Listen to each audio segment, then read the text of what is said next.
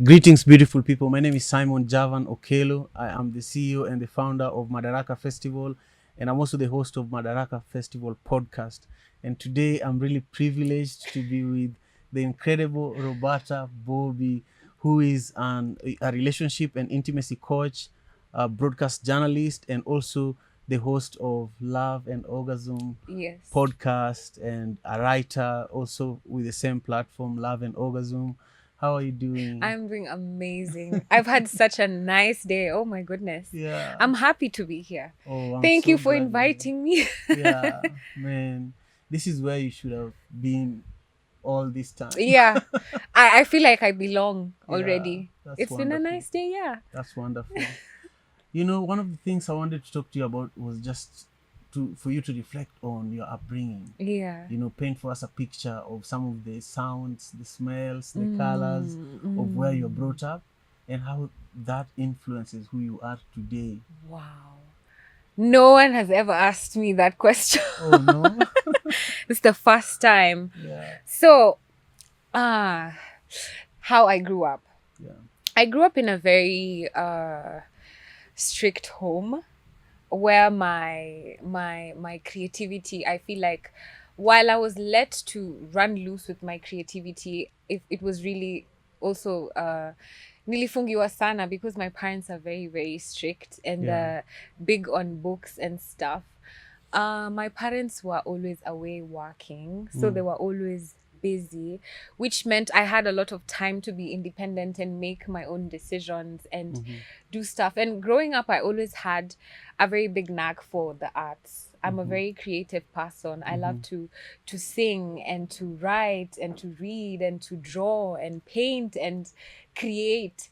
So I was in a very free space where I was able to do this. And I think this largely created the person I am right now because being given that space to be myself, I feel like it ties into my career because that's exactly what I teach people to do. I teach them how to show up as their authentic selves, to be themselves, to love themselves, to create without fear and just show up in the world because as color, to put more color in the earth. Yeah. With their creativity, Yeah. because that's the environment I was provided for growing up. So yeah, I think largely that's what changias to who I am and how I am. Yeah. I love it. I love it. So then speak to us about the genesis of your brand. Yes. Your brand, Love and Orgasm. Yes. You know, why is it so important to you? Because I know it's impacted so many people's lives. I'm a big fan. Yeah. But I just want to understand the why. You Yeah. know, why, like what makes you want to keep going with it?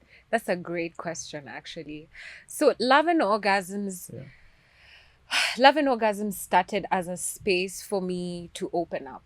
So, like I said, I grew up in this space where my parents were not readily available for me because capitalism, you know, my mom had to work so many jobs to keep the family afloat.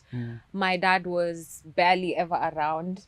So I had so many questions growing up, questions that I had nowhere to take. A lot of the research I would do on my own, hatukuwa na phone, sika watu wa saizi wanaweza google vitu ama wanaweza tu enda online waangalie. You had to actually talk to either your teacher or your parents, or most of us learned things from our peers. Mtu akitry kitu anakam tuna discuss like the first kiss or the first time they have sex. But you see, learning these things from your peers can be dangerous if you don't have the right information.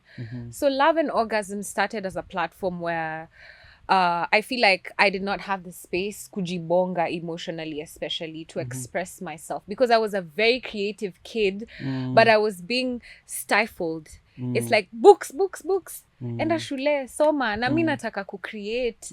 So I from a very young age, I noticed I had these feelings about the things I wanted to do, and I had so many questions, but I had nowhere to direct them.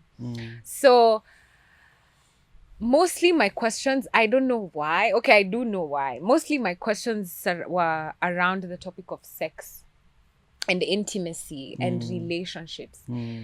Because this is one thing I had no one to ask about. How are you going to ask your mom about kissing, or your dad about sijui which boy anakukatia. And I realized, I was so young, but I realized there's a gap. There's something we're not discussing. There's conversations we're not having right here. Yeah.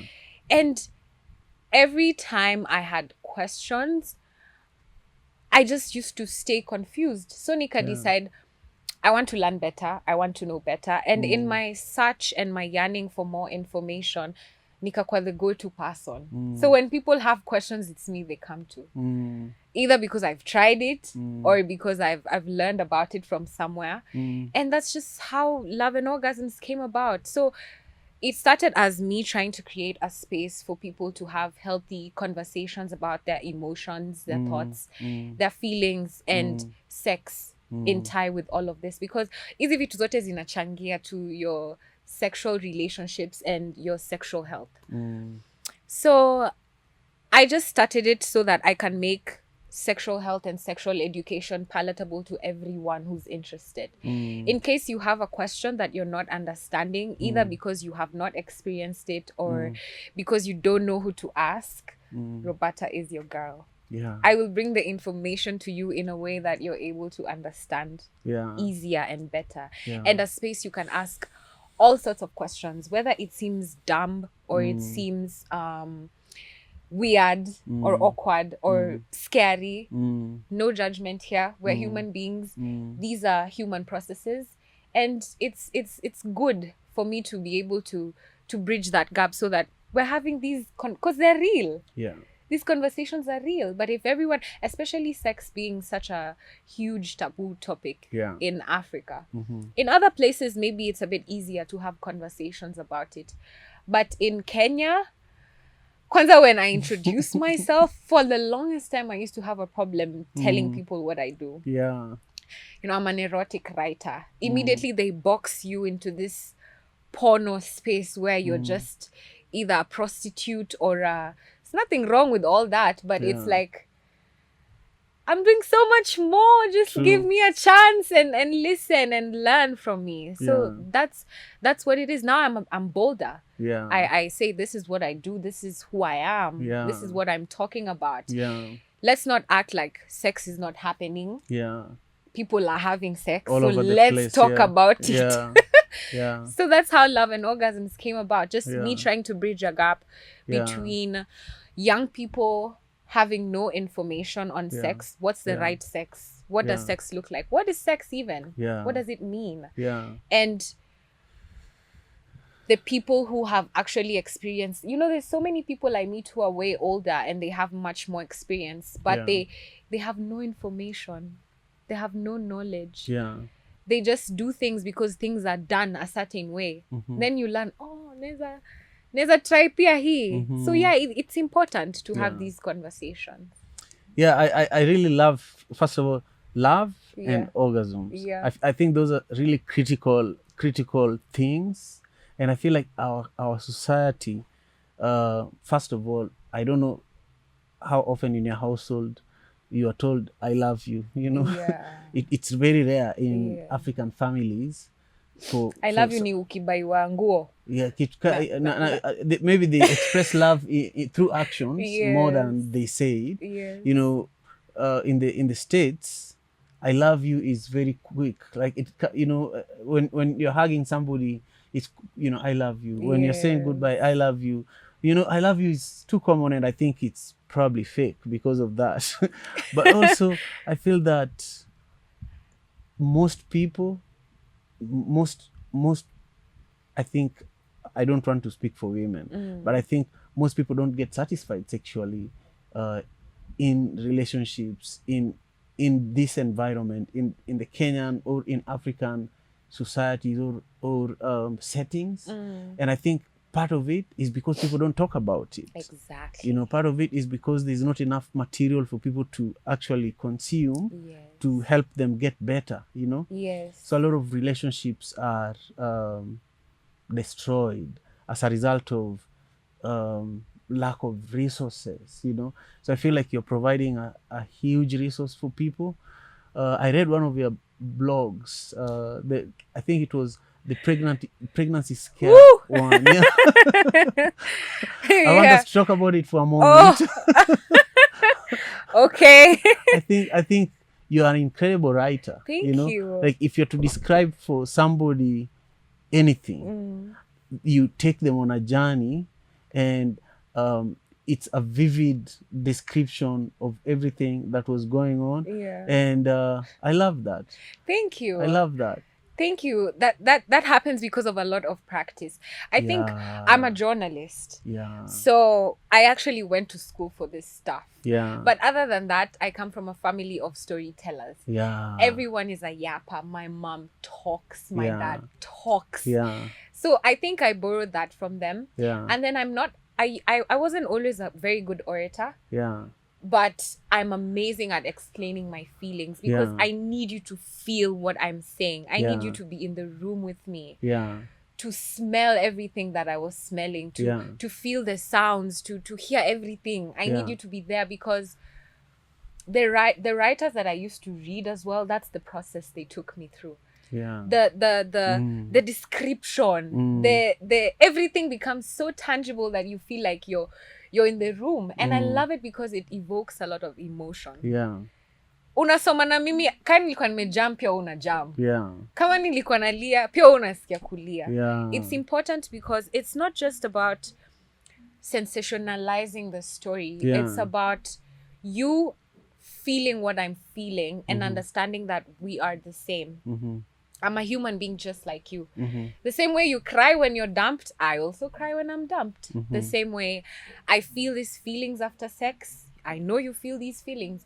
And this space I've created has, people think I just help them, but they don't realize how this whole process is helping me as well. I can tell. Yeah. Yes, I can tell. because I've learned, I've grown, I've become such a better person. I'm so much focused on my personal growth because I know I have to be accountable for all these people who are looking out like, she said this, so she doesn't do this or she does this. And even in the making of mistakes or in the fumbling of everything, it's all the human process that I want everyone to see. Yeah. These things are not just happening to some people or a certain group of people. You could go through the worst and still make the best out of it. Yeah. You could have experiences that destroy you and choose to grow from them. And that's why I share very honestly. Yeah. I talk about my personal experience. Is it si story too? Yeah. Ni vitu nime go through, ni vitu mi ufanya. Ni mistakes na make.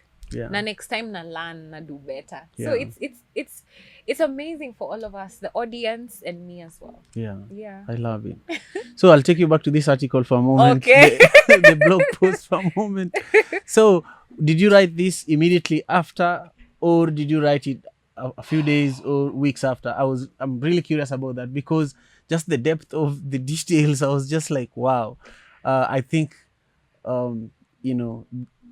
the door was closed and you started writing because it was so rich, Yeah. Yeah.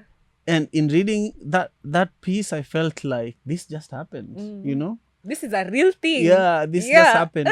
But also that this is actually happening to somebody else now. Exactly. Yeah. Yeah. So talk to me a little bit about this piece. So my process for writing is, first, like I said, these are real stories. So they're personal, like they're stories I write about real people. Yeah. That I've been with, that I've dated. Yeah. Of course with consent. Yeah. But like I try not to write while I'm in the relationship. Yeah. Because I feel like my views might not be, they are real, but I need, first of all, sipendi ku violate mse kwa sababu I say my truth. Yeah. My truth might not be something that makes the person I'm writing about happy. Yeah. So I try to be very critical to make sure that I'm not just being biased in my own emotions, of which it's okay for me to do that, but I like to step aside and look at things from outside and see. Yeah. So I wait till the relationship is over, till I can write about it. Yeah. So no, I did not publish it immediately after it happened. That's something that happened like a year ago, and I think I published this year. Mm-hmm. So I wait it out. So hakuna emotions flare that tujakosana bado, tujakasirikiana. And I'm able to reconcile my emotions with what just happened. But my writing process is, I write every day. Love and Orgasms is my journal. It's my daily input. Oh, wow. And that's how it actually began. It wasn't a sex blog at first. It was a place where I talk about my emotions and my feelings and things I went through. So it's something I update very often. Yeah. And then I choose which story to publish. Yeah. I decide, inakaje, niki-edit inakaje. Yeah. So the reason I settled on the sex niche is very accidental, actually.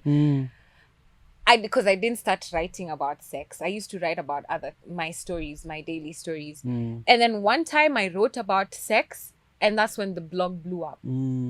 I went from 100 views to 100,000 views in a day, and that shocked me. So I was like, so mnapenda hizi stories za ngono. This is what you guys want to read about. Yeah. And I decided this is my niche. This is what I'm going to settle on, because I talk about sex all the time anyway. I'm curious about sex. This is something I have so many questions about. Why not just capitalize on it? So my process is I'm consistently writing, but then the publishing is what might take time. There's articles I work on for 4 months, 3 months, not because I can't finish it in a day, but because I have to be very critical.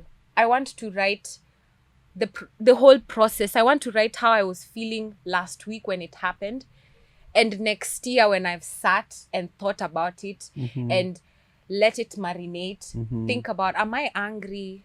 Am I sad? Did I learn? So I put a lot of research into these articles. It's an experiment. Let me say it's some sort of experiment, because I'm taking into account a long period of time over a lot of emotions and a lot of thoughts and that and all that. So this article, I wrote it when I was hurt. I think hurt, or what was I feeling? Hurt or angry? I guess hurt or angry. Because the person I wrote about was someone I really, really trusted. Someone I was seeing for not a long time, like a couple of years. He was my friend. I really cared about him. But things happened a lot. I've written a few articles about the same person, but if you are in my personal life, you'd be able to tell, like, this is about the same person.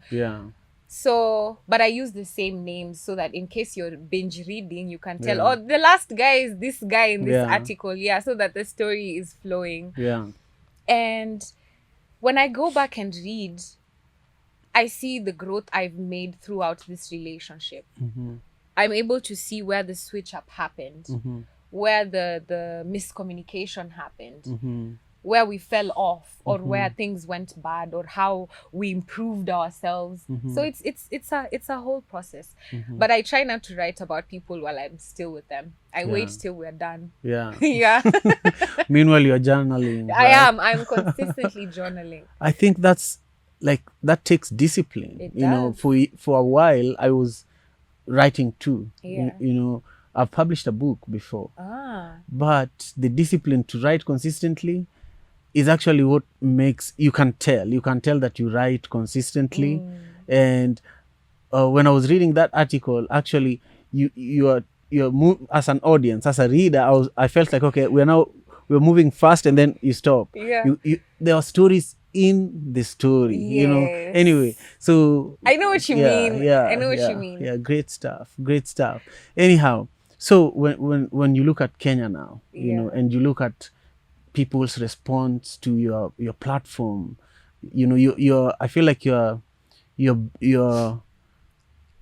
setting a trend. This is something new for people. People are even learning how to consume it, including me. You know, sometimes I'm reading them in hiding. I'm like, I know. I know. I see the views. I see the insights. No likes on Instagram, but on the website, I see the numbers. Yeah. I can tell. I can tell people are still very shy about sex. Yeah. People are still scared to be open and have open conversations about it. Yeah. And I used to feel bad because I was like, why aren't mbona mi sipati hiyo space, sipati hiyo platform, mbona watu hawa partner na mimi, mbona watu hawanipei chance. Then I realized I just have to respect whoever wants to follow me will follow me. Whoever gets what I'm talking about gets what I'm talking about. And I have so many fans from all over the world. So I get to see it's okay. This culture in Africa is different. It's okay at their pace. When they're ready, I'm here. I'm not leaving. And it's having that grace and patience. Na imeni teach a lot about understanding, because I'm also in my own growth and journey ya kulearn, because this is the first time I'm doing this. I have no one I'm looking up to at this guy used to do this. How did he do it? It's all trial and error. So it's nice to see right now people are becoming easier to talk to understand. They're not as closed off. And like I said, even me, I used to shy from telling people what I do. Nenda mahali naulizwa, so Roberta, what do you do? I'm like, I'm a writer. What do you write about? I'm so shy. I can't even show my website. I'm just, don't look at it right now. Wait until I leave so you can read. But now I'm so bold because, okay, that's what I do. That's it. This is what why are we scared about sex? The same way with money.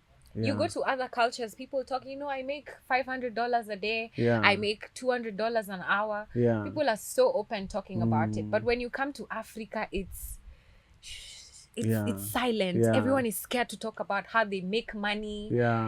Why? Hizo conversations ndo zinafanya tusilearn. Tukizilenga inafanya tusilearn, tusigrow. So all of us are having sex, but nobody wants to talk about it. Which is dangerous. So how are we going to learn? How will we know what we're doing is okay? The other day, I did an episode on the Javan podcast about consent. And that episode is doing really, really well. And so many people are in my email and my messages telling me, I didn't know that's what consent means. I didn't know coercion is rape. I didn't know when you beg someone for sex, it's wrong. Is it? Why would you beg? Why? Sex is supposed to be a direct yes. Oh, really? Yes. See? See? No. Well, let me tell you, people are struggling out here. People are begging out here. Exactly. You shouldn't have to beg. Sex is it won't even be good. Exactly. Why would you want to have sex with someone? Lazima uingize box. Lazima ufanye vitu akutake. It takes away the intimacy, the spontaneity, the beauty. Sex is supposed to be willing, open, enthusiastic. Consent is a clear yes, as in, if asked, Roberta, did you want to have sex with him? Yes.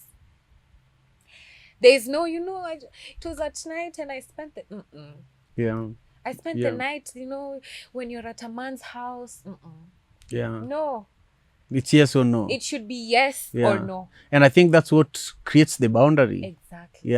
Kuna ka gray area flani hapo ya, if a woman spends the night in your house, sex is inevitable. If you buy for her a drink, you have to go home with her. If sijui mi unajazoea vitu ka hizo, mi naziona kama absurd. Ati a man buying me a drink and wanting to go, in which world? I can buy my drink. But you see, not everyone has reached where I've reached. True.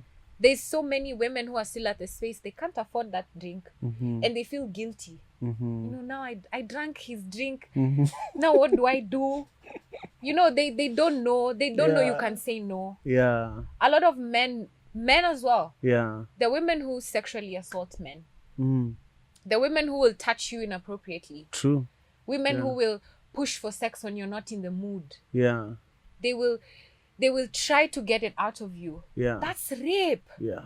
Like there's no, it's either a yes or a no. Yeah. It's very direct. So such discussions, Yeah. I realize so many people don't know so many things Yeah. because we're not having clear discussions about it. So are you saying that you could actually ask a woman to have sex with them without being in a relationship with them, and also without kind of doing the work, all this work that we all have to do? Yeah. So it's okay. It should be okay to ask, right? Let me put it like this. Yeah. I like being asked. Yeah. I like being asked because it's not just a, hi Roberta, can we have sex? Yeah. It's not like that. Yeah. The asking part it comes in where we have to have a discussion about sex before we have sex. Okay. Most people don't do that. Okay. They meet today, they go out, have a few drinks, they go home together, they sleep with each other. That happens a lot. Yeah. That's how most people have sex, actually. Yeah. Or they've been hanging out, they like each other, they have sex. I cannot have sex like that. There has to be a discussion before it. And see with a meeting at Sasa, let's sit here and talk about not like that. What it simply means is that sex has to be like, the prerequisite for sex is open and honest discussions. Let's have a relationship going on. Doesn't have to be a romantic relationship, but let me be at a space with you where I feel safe to show you my body, to show you myself, to even for any private parts are touching. This is the most close True. you can get to someone. So Yeah. let's have the discussion. It's good because I get to know what you like, what you want, what you're used to. We're able to see, can I do that? Is that something I'm into? Do I want to learn? As opposed to, we don't know each other. We don't care about each other. We have sex. So now you're already in this situation where you've had sex with this girl. As we bond through sex, because that's when we release all these happy hormones where they make us feel like we're in love with you guys. I'm already far gone, and maybe you didn't want me like that. You just wanted me for the night. But because we never had that discussion, it leaves me feeling used. And maybe you're not using me. You just wanted a good time, and maybe you even told me, cheki Bobbie, mi nataka tu leo, usikae kwangu sana kesho. If we had a discussion before that, you see, we go into it as grown adults knowing this guy doesn't ever want to talk to me again, and it's okay. Other than you feeling like you've been cheated into having sex. And that feeling, a lot of women feel it.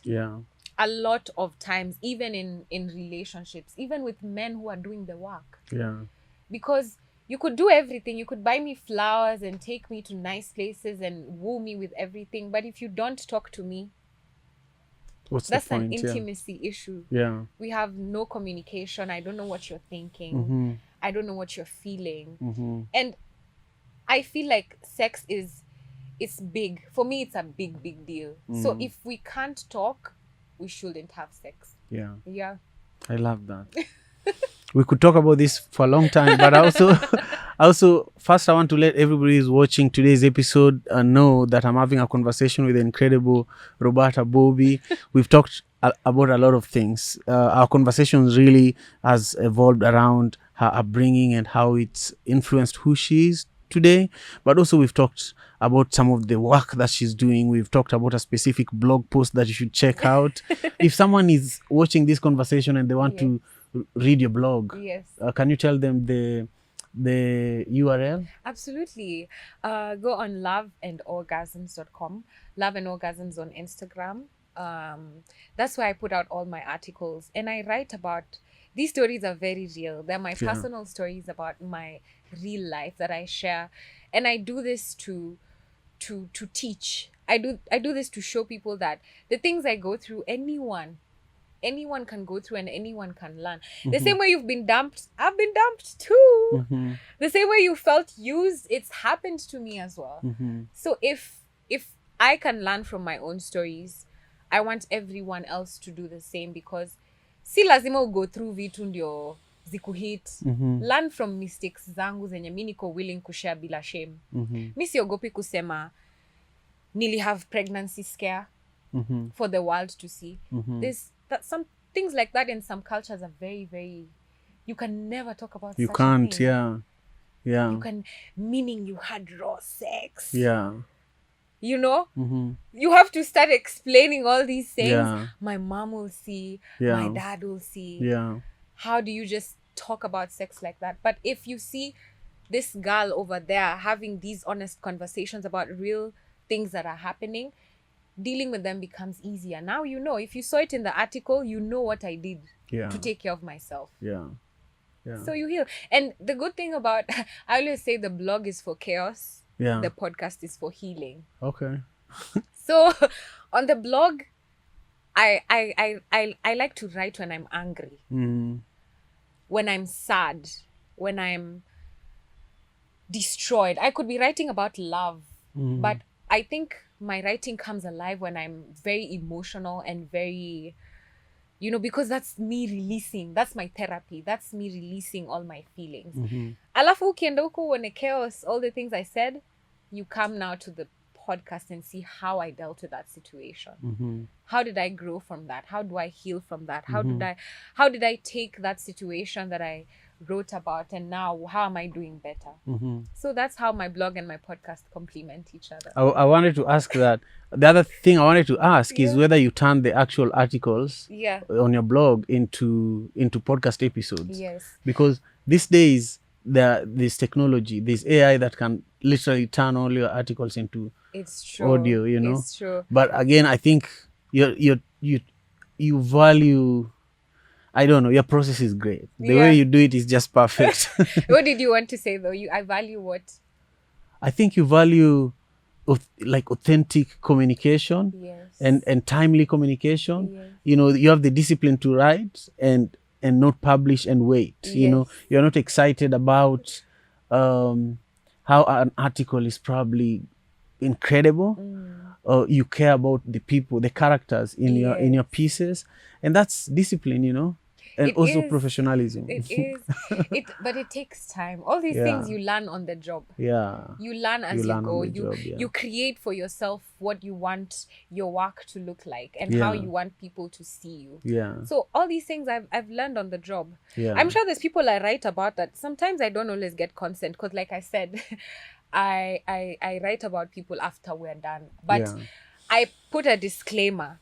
If you want to date me, you know how podcasters talk about their friends. I have a friend. If you date a podcaster, just know that at some point they'll talk about you. They'll give you as an example at some point. It happens. True, even when you're working in the radio or in the media and you're talking about it's because it's an easy point for people to relate. If they see you have a friend who does this, they're like, kinda happen kwa life ya Simon, basi inaweza happen kwa yangu. So I try to, that's why I write when I'm angry, but I have to take a step back and realize I'm writing about real people with real feelings that once maybe we shared something, and I have to care about how they perceive it, because they do read my work. But something I like about, so the thing I like most about my process is that even the people I write about appreciate my work. They might not agree with what I said or how I perceived the situation, but they can agree that I executed the writing beautifully. I brought out the emotions. And sometimes it's always a point to come back and, reconcile or talk about it. I'm sorry I made you feel like that. I didn't realize in that moment that's what I did to you. So it's always nice. I love it. Let's switch gears a bit and talk about Madaraka Festival. Yes, please. Man, when did you hear about Madaraka Festival first? What do you think about it? And let's talk about those two things. Okay. So I heard about Madaraka Festival earlier this year. Okay. And I heard about it from my brother, Sobukwe. Okay. So he was always talking about it.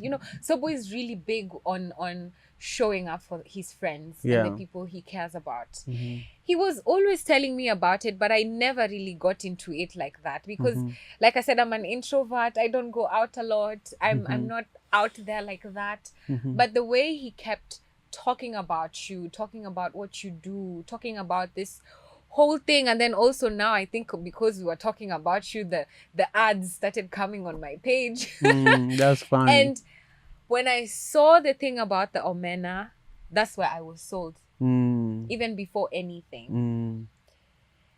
This is the first information I was getting about Madaraka Festival before even all the previous shows that you've done before. So this already told me that we're kind of the same person. You like doing things that are very different and big and make a big impact, and they change lives, and they teach people, and I like people who do that. I love learning. I love being around people who dare to be different, people who push themselves to great heights. So that's where I was sold. I was like, count me in. Yeah. Count me in. So I learned about it from my brother. And sorry, what was the next question? I think you've kind of answered it. Okay. You've kind of answered it. I'm just in a curious phase. Yeah. Because I've thrown everything I have at Madaraka. Yeah. Growing up, I grew up in Manyata, where we are. By the way, for those who are watching, we are at One Vibe Africa in Kisumu, Kenya.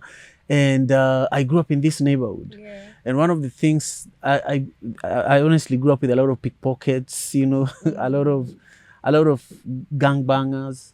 And sometimes we would go to chew mira with some of these pickpockets, and then they would tell us how their day was, So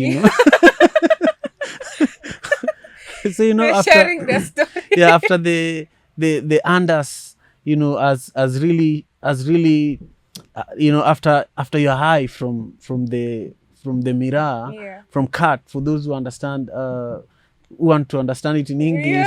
So, they'll tell us stories, different stories. And one of them one day was telling us that, hey, man, I have a lot of shit at home. I have a TV, I have all this stuff that I've bought with money from being a pickpocket. But now there's no job. Like, it's hard to be a pickpocket now. So because I'm so broke, it feels like a snake has walked into my house. And if a snake walks into your house, you hit it with anything, whether it's the TV. So he was describing how him being broke, he has hit it with the TV. The TV didn't solve the problem. He sold the TV. He hit it with the fridge, So it's like a snake. The way he described it, I was like, wow. For me, with Madaraka, I've thrown everything at it. So I'm asking people who are new to Madaraka. I'm trying to understand it, especially because it's our 10-year anniversary. And I'm just pushing it, So I want to know it from people who will give me honest feedback. But really, we are also having Madaraka here in Kisumu, December 14th.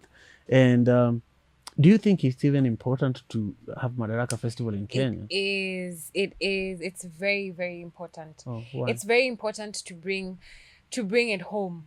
Okay. To bring it to... This is the inception. This is where you belong. This is your people. This is home. And like we were talking about earlier, like, it doesn't matter where you go. The people who get you the most are the people who bred you. Ata uende wapi. True. Ata ufanye nini. Because when you come here, you don't have to do much explaining and convincing. We get it. We get it. And it's beautiful because Mimi, I always go back to my roots. I always go back to where I'm from, because I know that's where... Those are my people. Like, that's my blood. That's where I gather my strength from, my inspiration. Hata ukienda mtaani uone vile kuko, una feel, nili make it out. Na lazima ni bring to the people. Lazima ni irudishe kama shukrani kwa watu waone. Hii kazi yote nimefanya ni yetu. Ni yetu ya kukula. So I feel like you're doing big things. I don't know if I should put a banner for you so that like you can... I don't know what to do, ni kutengeneze slideshow, but you're doing a big thing. 10 years? 10 years is not... Let me tell you. In 10 years, you go through so much. You go through loss, grief, breakups, loss of... You rebrand yourself. You rebirth yourself so many times. You start over from nothing 1,000,000 times. And you need to take a step back and look at yourself and see how far you've come. See all the work that you've been able to do with when you had nothing. And the funny thing is, you go the hardest when you have nothing. That's true. When you have no money. When you just have hunger. Uko tu na njaa. Uko na vision na unataka kufi. So many people ask me, how did you do that? How did you do that? And when I think about it, all the times in life where I had to pivot, I had nothing. Yeah. I just had a dream. Mm-hmm. And it's hard to explain to someone, okay, now how you start this business is you have nothing at first. They think you have some stash of money, like I'm telling hidden you. somewhere where it was just sitting, waiting for you to be ready. No. Yeah. You start small. You start with something as small as typing it on Google. Mm-hmm. I want to start a festival. What do I do? Mm-hmm. Mm-hmm. Then you learn how to position yourself in spaces where the people who are doing the same things as you, you get the support, you get the network, the money. Ni wewe unaanzanga ukienda, pesa itakupata along your journey. True. So it's hard to explain to someone, but it's also very important that you remember that you've done all this work. Yeah. And you did it when you had nothing. Yeah. There's times you showed up when you were broke. There's times you showed up when you hadn't eaten. Let's talk about that. Let's talk about those parts, because people only see the end product and they think you're so privileged. Yes, you are privileged, but you had to do the work. Mm-hmm. Like I'm just realizing this year, I love to be grateful for the mundane stuff, because it's small but it's big, because I know there's days I was not able to show up. Yeah. There's days I couldn't, but I didn't give up. So 10 years is it's a huge milestone. Mm-hmm. You need to take a step back, pat yourself on the back and see how good you've done. How it might not show monetarily, but think about all the networks you've created. Think about all the people you've met, all the stories you've had, all the lives you've lived, all the things you've been able to learn throughout this process, even about yourself, because you teach yourself things like patience.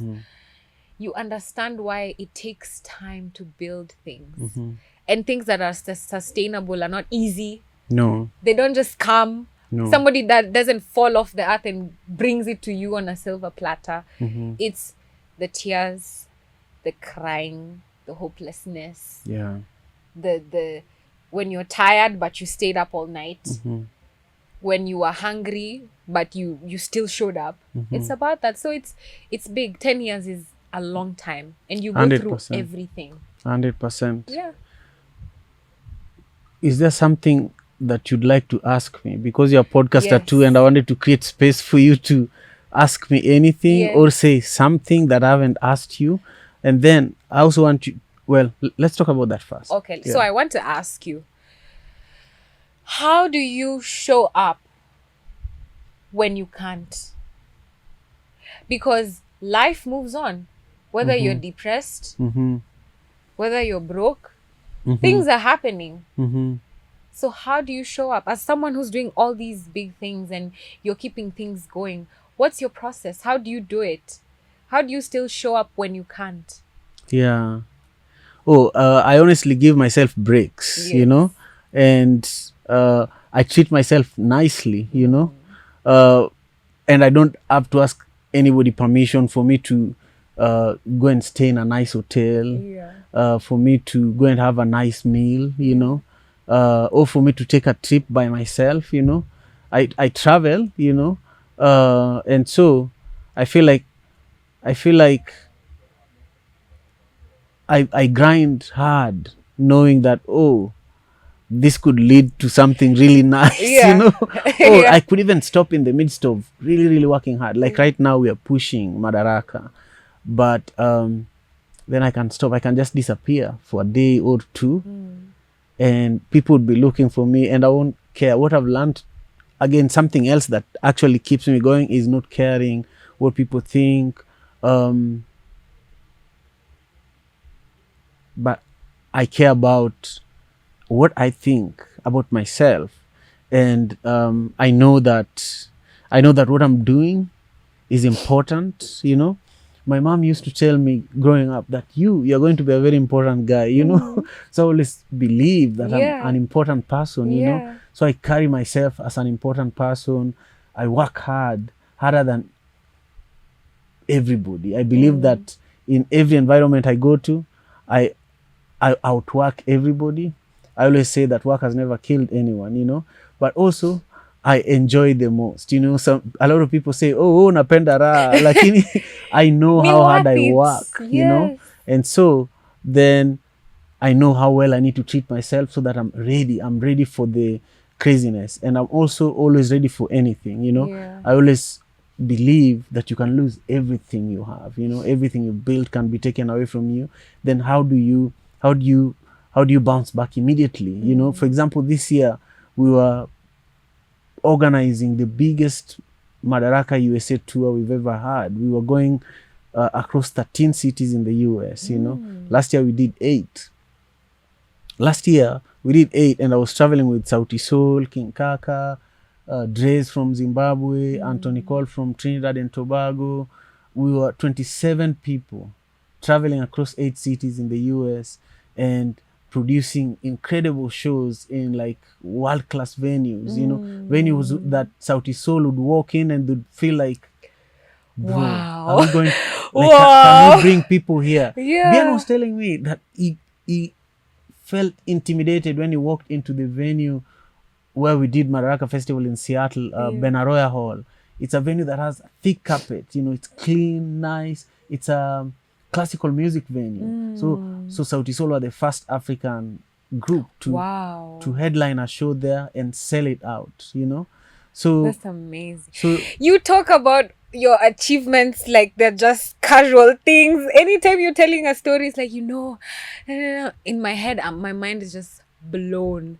Like I hope you take the time to see yourself in the lens that like the rest of us see you through, as this, like, yes, you said you're an important person, but I hope you truly believe it, and I hope you really, really see it, even in the stories you tell, even in the way you speak.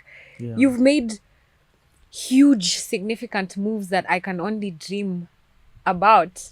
To me, they're still ideas, and to you, it's like just another casual Friday where I did this and that. It's big. Thank you. Yeah. Thank you. I don't take it for granted, you know. Yeah. Because it's not easy. Like, I'm doing hard things, you know, things that are so hard to do that, you know, I've had friends who are telling me, why are you putting yourself through this stress? You know, just leave this shit, you know. And I'm like, you have no idea why I started, you know. So if somebody sees you doing what you need to do, and they'll be like, wow, you know, Roberta just chose to talk about sex and orgasm. She should just go and get a job, you know. But you look at them and, you know, in your mind, you're like, I've been in this for 7 years, 8 years, 9 years. Yes. And you're telling me what, you know?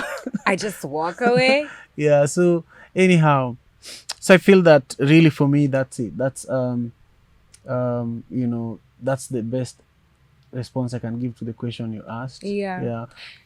And what would you say to someone who's watching you, who's looking at you? You know, sometimes you don't realize people are watching. True. I would tell anybody who is watching me to keep watching me, you know. But I'm just focused, you know. I'm living my dream. I'm working on it, you know. And also I'm realizing that I have a lot of learning and growth to do. And I'm in a period of extreme growth. Like this year I've probably grown the most, you know. That's why I have a lot of gray hair all over the place. I just feel like I grew like this, you know. At a personal level, you know, I grew in ways that I never ever expected. Professionally, you know, also crazy ways, you know. And so I feel that I'm a huge risk taker too, you know. Sometimes I do things that I know that I could lose everything. But I truly believe in my dream and my purpose, and I'll say if I lose everything, that's a part of this exactly story. how it's part of the you know, process. You were supposed to lose it. So I would say that I also want to surround myself with people like you, people who I know are honest to themselves, brutally honest to themselves. So I know that they'll be honest with me, you know. And so I've learned that I don't need many friends. I just need a few good friends. That's good. That's great advice, actually. I love that. I think the biggest thing I would tell anyone is believe in yourself. There is no one who gets your story like you. Yeah. There is no one who can execute your dreams like you. Yeah. It doesn't matter what amazing pitch you have, how much money you have, how you can pay people to do it. You're the only one who can take this thing to the end. Whatever it is, no matter how dumb it starts. Let me tell you, when I started, I faced backlash all my life. Hata mpaka saizi my mom najua sai nikimcall atambia umeapply job. Umetafuta ile cause hakuna mtu anaelewa ka hizi vitu nafanya zinanisaidiaje. She asks me. I tell her, Mom, I have a shoot, and she'll ask me, hizo vitu unafanyanga zinakusaidia aje? Because she might not, she supports me, but like she doesn't see it in the way that I see it. And that's the person who gave birth to me. So, usingoje wase wakupe approval, ama disapproval. The people who will support you are not even your friends. Whatever you're selling, it's not your friends who are going to buy the first ones. It's the one quiet guy or girl who never says anything. They just see you from the corner. They see you and they believe you. And they trust whatever you're doing because they relate and they get it. So don't stop. Na hata haunid fans. Haunidingi 50 million fans. You just need one person. One person. One person who reminds you who you are. Keeps telling you to go. Keep going. Keep going. Yeah. Even when you're sad, rest. Yeah. Resume. Yeah. When you're broke, rest. Resume. Ni life. Yeah. Then the ups and downs. Yeah. You'll go down, you'll go up. But just stick the course. Whatever your idea is. Yeah. As long as it's not harming people. Yeah. As long as it's not detrimental. Whatever you think you want to do, it makes sense. Yeah. And sometimes you'll find artists, even let's say with a different voice, and you'll find they've been told, hiyo sauti yako ni weird, wewe venye unaimba si hatujazoea hivyo. Kuna audience yako. Exactly. Kuna tu watu wako wenye wanaiget. Yeah. Hata kama sauti yako iko aje, iko sijui, kuna watu wanakuget. Endelea na utawapata. Yeah. 100%. So, as we are getting close to the end of our conversation today, I want to ask you to think about three tips. Yeah. Because I've been producing Madaraka for 10 years, a lot of people are asking me, how have you done it? Instead of answering them, I want to ask my guests to help me answer. What are 3 things that you care about when it comes to events? Events. Yeah, or that you look for in events. Like, if you're producing your own birthday, or you're launching, your podcast, or a new season for your podcast, what are the things you look for in your own event? What are the things that would like draw me to even attend? Exactly. So Mimi, I'm very big on relatability. I've mentioned this a few times. I like things that make me feel something. Because I like being authentic. You'd never catch me around things I don't agree with. You'd never catch me around people I don't like. I like to be very true to myself. So I go where I'm wanted and where I know I'll feel loved and appreciated. So I always tend to gravitate towards things that make me a better person. So the first thing is relatability. Like, do I care? Do I care about what's being talked about? Do I care about what's being sold or pushed? Does it make sense to me? That's one. Number 2 is, it's also an emotional reason, but like, I love things that make me feel, whether it's sadness, joy, anger, it has to evoke some sort of emotion from me. Not only just like my first point to relate to it, it's worth it because it aligns with the things I believe in. So that's why when I saw Omen, I was like, tumefikiwa. Because everywhere you go, it's just Omena slander. Kwanza people on X, they're always talking bad about it, but they don't get it. Yeah. And you see, that's now where even this point comes from. When I'm doing my things, I don't try to appeal to everyone because I already know not everyone understands what I'm doing. Me, I talk to my people. I address the people who get me. Au wengine watakuwa believers baadaye ni sawa. So I'd say what you're doing is amazing because just focus on what it is that you're doing. Focus on what it is that you want. Don't even worry about who will attend, let me tell you, even if you get 10 people to attend, you've done the job. The job, as like you said, it's part of the process. It's part of the process. Today it's 10 people, tomorrow it's 50 million people. 100%. Yes.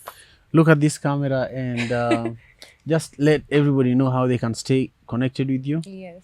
And then ask them to subscribe to Madaraka podcast here on YouTube. Yes. Yeah. So, hello everybody. My name is Roberta Bobby and I'm an erotic writer. I write on Love and Orgasms, stories about sex and intimacy and relationships.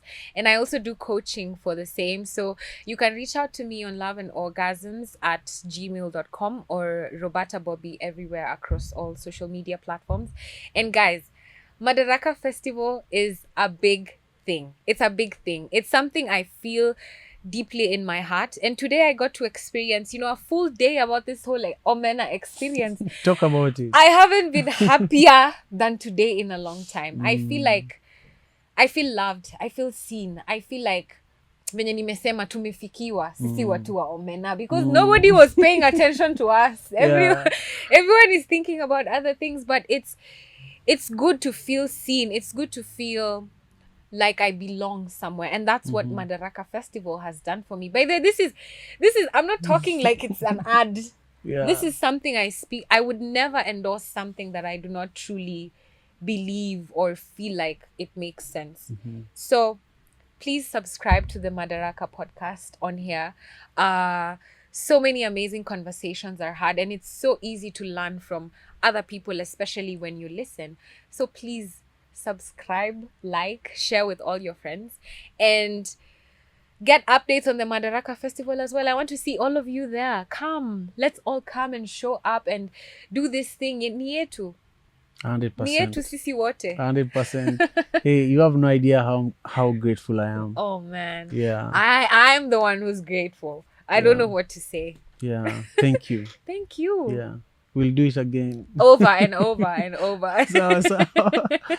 Thank you all for watching. This has been an incredible conversation with Roberta Bobby. It was really hard to end it, but we have to. And I'm really confident that we are going to be doing more stuff together. Yes, absolutely. And, keep it locked. Peace.